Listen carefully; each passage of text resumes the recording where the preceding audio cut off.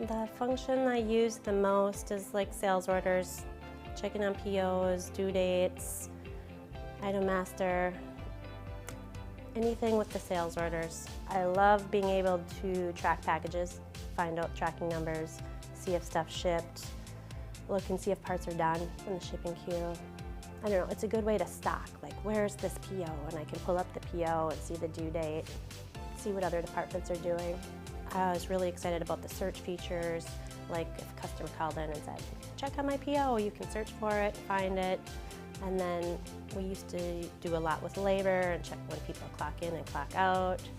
So that was good. Even, like I always wanted employees to be able to look at their own time if they wanted to. Like, do I have my 40 hours in? You can send order acknowledgements right from there, and nice little reports, and accounts receivable reports, late invoices.